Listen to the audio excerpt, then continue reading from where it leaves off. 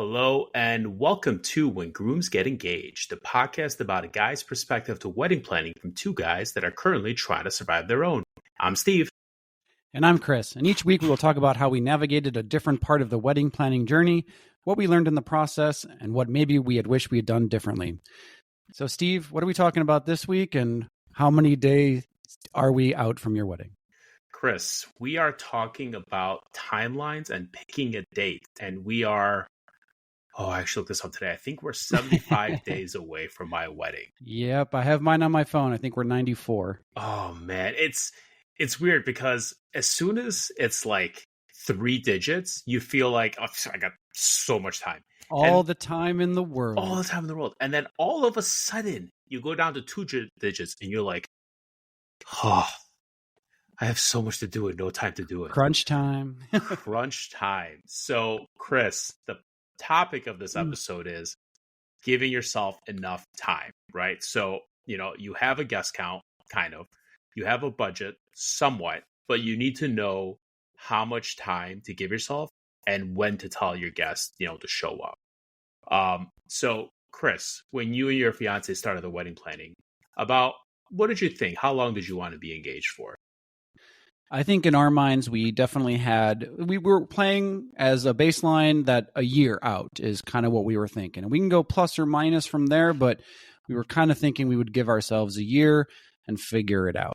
And then from there, you kind of get into, from when I've proposed, am I in the right season? Where am I potentially having the wedding? Is the weather going to be good? So like in a city like Chicago, hey, a winter wedding might be a little bit cheaper, but you're dealing with a lot of snow and a lot of brutal cold. So that's something to consider, right? Where you're actually going to have the wedding. So you start getting, finalizing and thinking about those like smaller details. But I think a good benchmark for a lot of our listeners is kind of fast forward a year from now and then, factor in those like smaller considerations and see where you land. What about you? Yeah, so we were kind of all over the place. We were as short as 9 months to as long as 18 months. But I know we didn't really want to go over 18. And we actually were for a minute thinking about a winter wedding for a little bit in February in Chicago. Ooh, which some great pictures. Like it would have been unique, right? Because everyone takes pictures in the summer. You don't see very many of these like snowy, wintry pictures. And it definitely is an option, right? If that's something you like. But no, we decided to do about a 12 to 14 month engagement. And Chris, I think you guys are similar, maybe a little bit more than that. Like I think you guys got engaged at a similar time as us, right? Yeah, so we got engaged in February of 2023, and we were thinking, summer to fall of the following year. And we were just kind of throwing darts at a dartboard because, again, we didn't have a super crystal clear vision of how we wanted our wedding, whether we wanted it outdoor, indoor, is it a farmhouse chic or is it, downtown rooftop or, so we had a lot of venues to go see and sight and kind of think about. But one thing I will say that surprised us is that we were reaching out maybe a month after we got engaged, and we were looking at some top venues in downtown Chicago, and even looking out 18 months, some of those Saturdays started getting snatched up. We had venues, reaching out to us saying like, hey, we know you had a tour scheduled for, a week from now, but the 4 of the 6 Saturdays you gave us have all been taken. So if you want this, you might want to move up the site tour or, maybe put in a pencil that date in with us right now before seeing the site because we're getting a lot of demand. So it definitely started causing us a little bit of stress that we weren't even going to get a date that we wanted. Yeah. And Chris, actually, to take it a step back, you mentioned something really important. You had picked, you said 6 Saturdays? Yep. So when you are kind of starting to like figure this out, you're not going to pick just one date, right? You're going to pick a wide range of days or like time frame. You kind of more looking for like a season that you're picking right now more than like a set date. Because like you said, you had 6 Saturdays that would have worked for you, and ultimately I think you guys decided a Friday? Yeah. So then obviously once you kind of nail down generally where you want to be, you can then play around with, do I want a Friday? Do I want a Sunday? What's available? Or if all of my Saturdays are taken, maybe I will look at a Friday or a Sunday beyond just the savings, just because I want to be in that season or near a certain date. So we were definitely playing around with like July 4th, for example, because July 4th was a Thursday. And so that we could have our wedding on a Friday. Most people would probably have PTO for, or a day off for the holiday on both Thursday and Friday. It would be a 4-day weekend. And so easy for guests to travel and for people to attend. But ultimately we did not decide on that date. But, again, we were just like playing around with how can we maximize our date as well. Yeah, and that's definitely a good thing to consider. Not a date, but a season. Like, when do you want to be married? And then, Chris, another great thing you mentioned is that downtown venues book up quickly. Like, unbelievably so, especially if they are remotely desirable. You're looking at 12, 18, 24-month waits for some of the hottest dates at those venues. So if you do want something that's in a major metropolitan area in a major wedding season, which summer is the top season, don't be surprised if your first, second, third, and fourth choice are already taken, Yeah. And I think you kind of talked about your range too. So on top of that, like, you were talking about like the earlier end, like being like 9 months, right? Or like the shortest time frame. And yeah, I think that's also a safe bet. I think you can get a lot of good planning in, and you're not like totally stressed out or like have your schedule condensed in the wedding planning process at 9 months. But you got to know that if you're trying to work within, I'm sure, a New York or a Chicago or, any major metropolitan area, that you're going to have to be very flexible on your dates, and you might have to look to a Friday or a Sunday instead of a Saturday. Yeah, very flexible. So Chris, I think maybe we should just kind of start going over some things to consider when you are kind of picking your date, right? Or your season. And I know for me and my fiance, one of the biggest things was, kids in a family. Like, we're older, having a kid takes, right, 9 months to a year, if you're, heaven forbid you have like, good luck, no issues, whatever the case may be.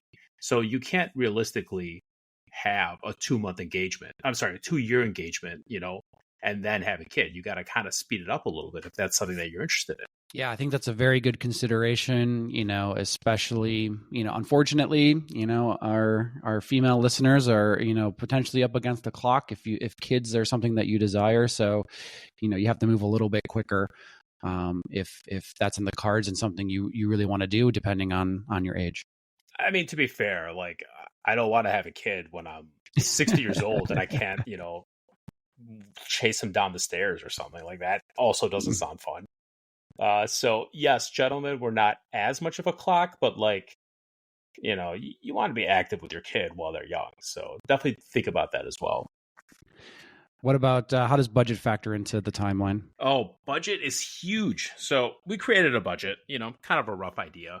And now we need to be realistic about how we save for that budget. So, let's say your budget is $50K, you have about $20K saved up, and you plan on saving the remainder, $30K over the next year. So you have to save about $2.5 to $3K a month, to make the numbers make sense. But let's say you can only save $1,000 a month realistically. Well, you may need an 18, 24-month engagement in that case. Either you need to save more, or you need to give yourself more time. So you got to kind of figure out realistically what can you save in that amount of time, and if your actual savings do make sense or not. It's so important. Yeah. You don't want to be putting a lot of the costs on credit cards unless you have the money to back it up. So I know we touched on it before on the budget episode. If you're looking at opening up a new credit card and, say you have to spend $4,000 within, 3 or 4 months, and you get like a crazy bonus, like that's a great way to like double dip and put your money to work. But you don't want to be paying off that credit card interest, for a long time. So make sure you have that those savings in your back pocket before you move forward. Yeah, or you will have them. Just ask yourself, is your actual savings realistic or not? What would you say about how should timelines factor into whether it's a destination wedding or maybe a local wedding? So if it's a local wedding, you definitely don't need to give as much time because presumably your guests are all local. if it's a destination wedding, or I would even say a wedding, even if it is in the US with like a decent amount of travel, if you have to get a hotel, if you have to potentially get a flight, or if it's like, 5+ hour car ride, you should give your guests at least 12 months, because they got to figure out any PTO considerations. Let's say your wedding is on a Saturday. Okay, people are off, but what if there's a welcome party Friday? They would have to get that Friday off as well. And if they're traveling out of town, they might need to actually take off Thursday and travel then. They might need to get a rental car, hotels, obviously. So if you are having a lot of guests need to travel, at least 12 months, so that they can kind of figure out their plans and how they go about all the events. Yeah, and if you're planning on securing a date within like 9 months of your engagement, you're also going to have to send out those like save the dates. So locking down that venue is very important. So you have that definite date, and then you can send out those save the dates. But just know that, basically when you're locking down that venue, you got to move quick on those save the dates and get those out to your guests for the courtesy, and so that they can start planning. Oh, Chris, save the dates is such a good call, because you're not sending an invite immediately, but you are sending in the save the date immediately. So people know. But you need to realize that you need to create the save the dates. Right? So you're going to look at fonts, you're going to look at styles, you're going to look at this, you're going to look at that. It's going to take you maybe a week. And then they're going to have to get delivered to you. It's going to be at least another week.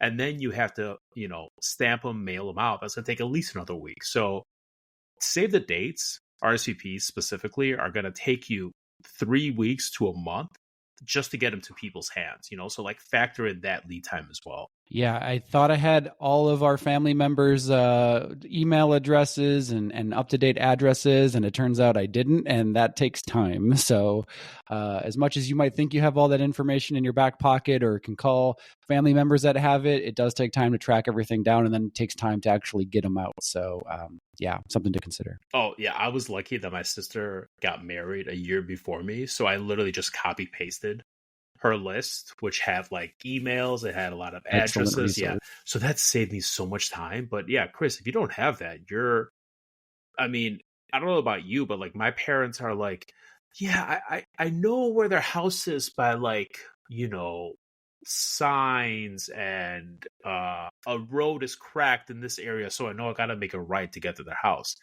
And I'm like, Mom, that doesn't help me. So like, if I had to just figure out where these people live, that would take even more time. So depending on how much like information you need to figure out where your guests live, like that might add another week to your time. So definitely give yourself time for that. Yeah. And then let's maybe talk about some more general timeline things to consider. So what did you learn about your bride-to-be's wedding dress? 6 to 9 months.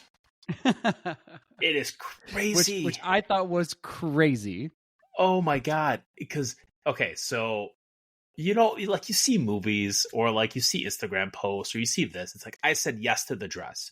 And these women are so excited. They're so happy. And you're like, in my mind, I'm like, why? You're just buying something. But you know why they're happy? Because they literally been to 10 different stores. They've spent like 7 or 8 different weekends that they like got all their friends, their parents, their siblings, whatever, to go be with them. This is such a big time commitment, and they finally picked a dress that they like, right? So like just finding a dress that you like is going to take you a month, 2 months, because you're just going to see a lot of things. But then you have to wait, 3 to 4 months to get the dress. And then you get the dress, and then you have one fitting, and then you have to wait a month until your next fitting. You have to wait a month until your next fitting, and then you have to wait another 3 weeks until your final fitting before the wedding. The whole process from start to finish on getting a dress is so complicated, convoluted, and there's so many steps that go into it.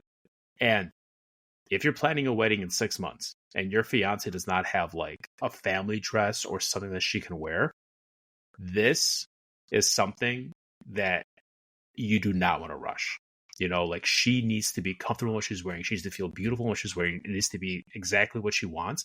And it's not something that you can happen overnight. But if you're trying to plan it within 6 months, it better be a first priority. Yeah. If you're trying to plan it within 6 months, you better have picked the wedding dress before you got engaged. Like it takes so much time. It takes so much time. Yeah. And some other things I want people to just kind of think about also. So if we're just kind of in our mind's eye and what we're discussing here is generally the default, like giving ourselves 12 months to plan, obviously you're choosing whether you want, choosing your venue. And then whether your venue has a caterer is also important, because if your venue is not have a built-in caterer, you're going to have to start doing those interviews pretty quickly after. So think about locking your caterer up next after you get your venue locked down. And then a couple of your other top vendors are going to be needed to get locked down and signed probably within the next month or two after that. So be thinking about your photographer, your DJ or band, and your videographer. Those are going to be important to lock down, because just like venues, the high in demand vendors are going to get locked up pretty quickly. So make sure you're doing that about, maybe 11 or 10 months out. You probably have some more wiggle room there, but you want to move on it sooner than later. Yeah. And then, you know how we started talking about how some of your, big cities, the venues are booked up? Well, when those venues are booked up, the people that book them also then book photographers, videographers, DJs. So assume the same issues in a big city, because like everyone needs to get booked for something. So like Chris said, as soon as you pick a vendor, do not slack on getting your photographer, videographer, DJ, any of these other people, because other people are contacting them too. Other people are getting married. If this is going to be, if it's in the summer on a Saturday, it's a very, very big time, Chris, are there anything else maybe you should steer clear of? Maybe a NASCAR event or two? Like, what do you think? Well, I was just about to say, so another important thing to lock down is also getting your hotel blocks taken care of, because obviously you're going to want to get some great rates for your guests in a good location, maybe near your venue, or have that great activities.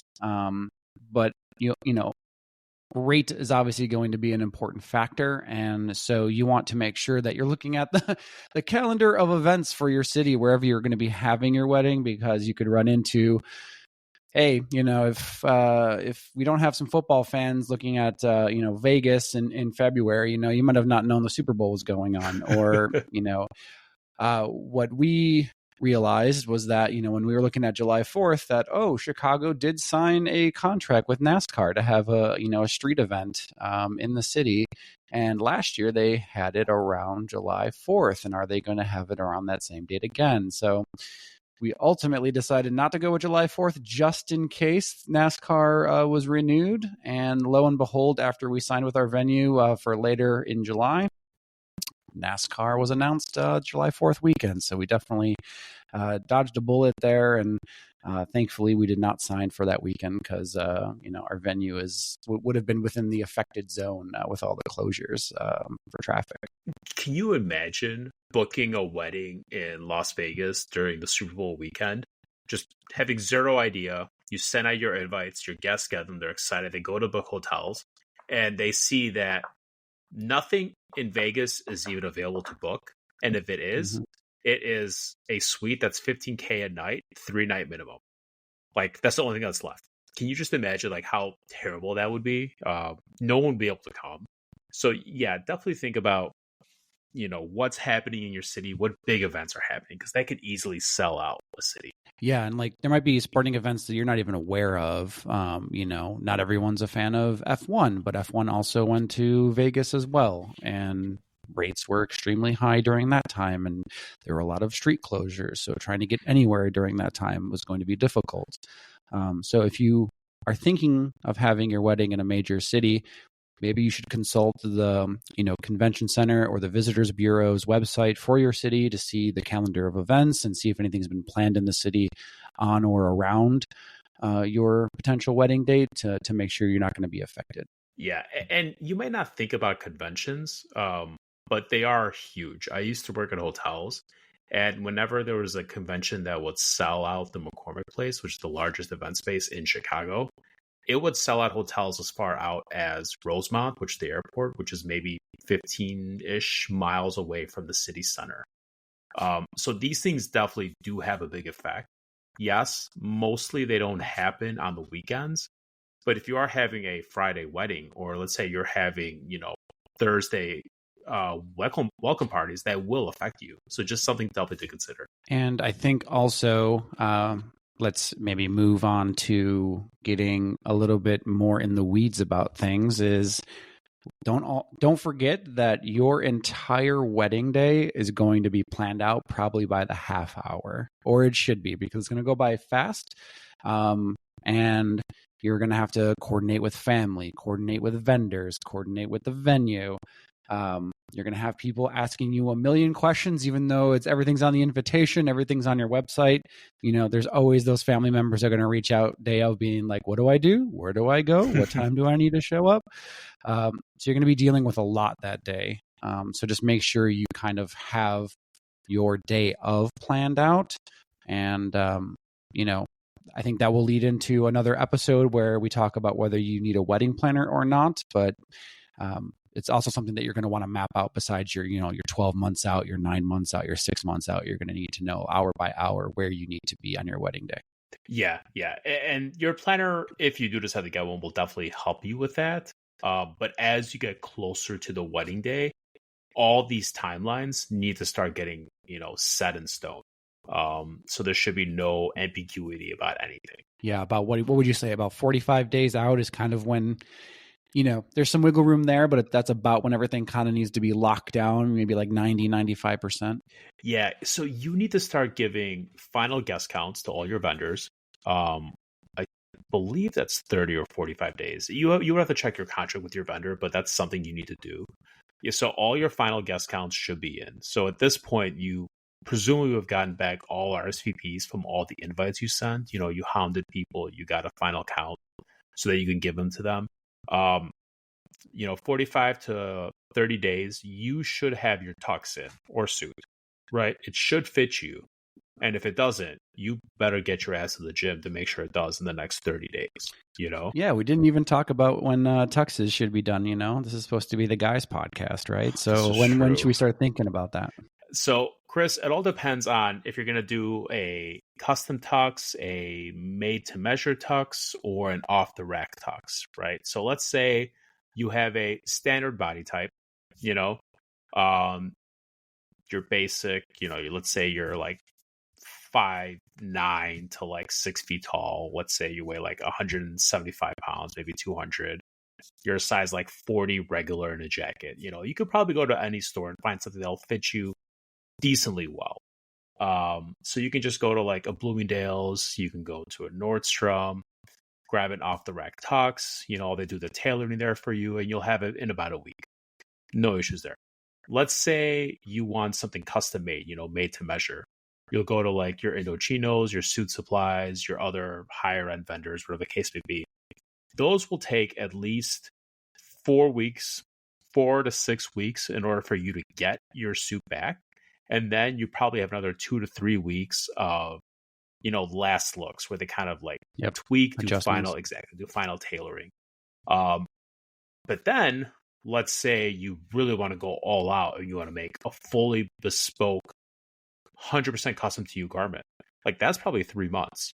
You have multiple fittings, right? With your tailor, you have multiple looks. They do it in layers and in pieces.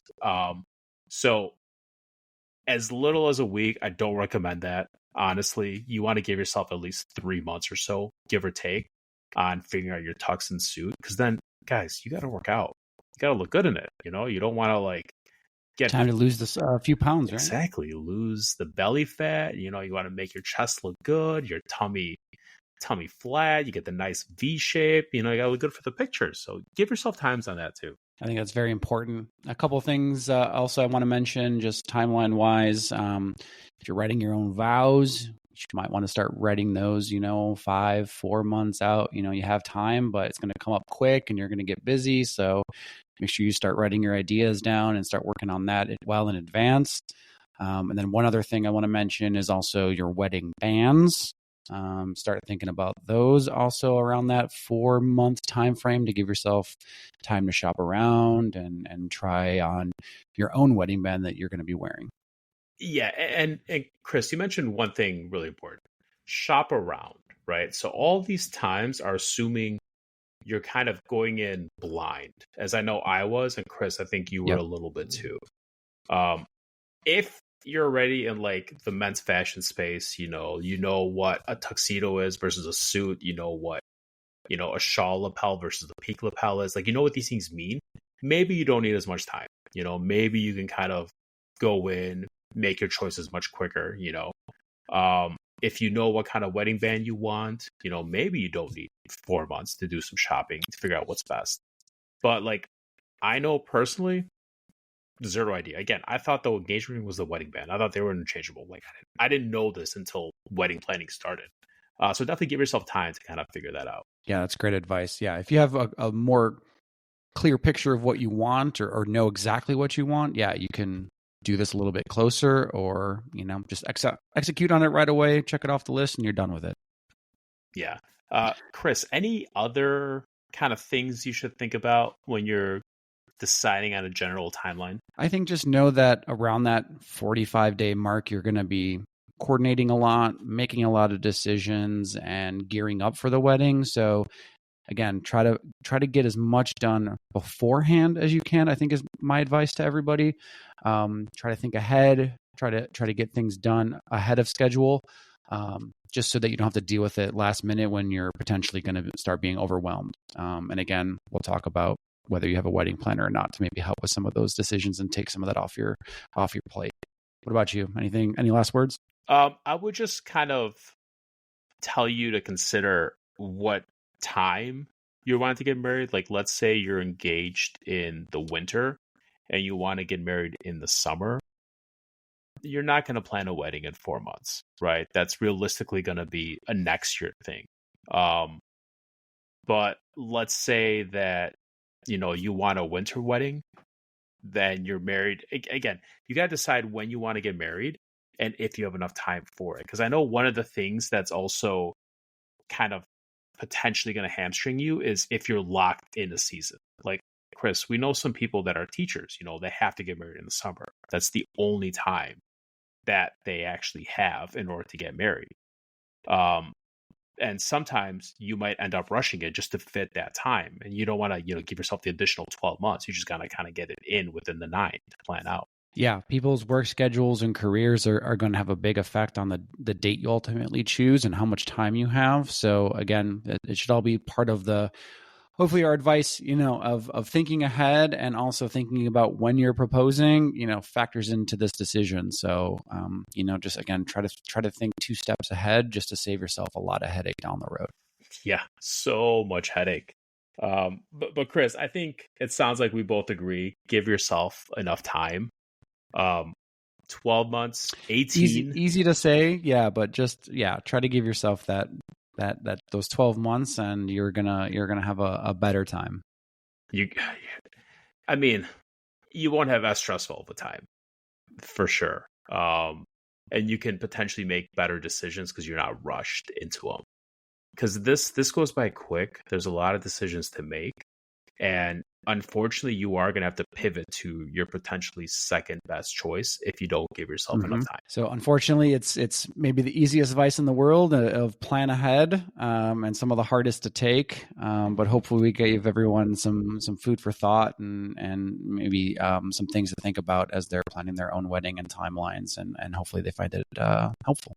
Yeah. So Chris, with that thought, what are we gonna talk about next week?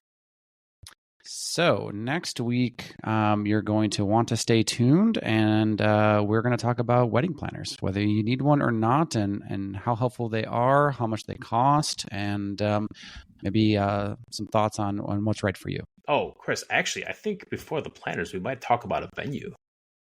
Oh, finding a venue. That's a very important decision, probably your keystone decision, and from which everything else springs. So stay tuned to the venue one and then the wedding planner one. Just stay tuned for all of them. They're all fascinating.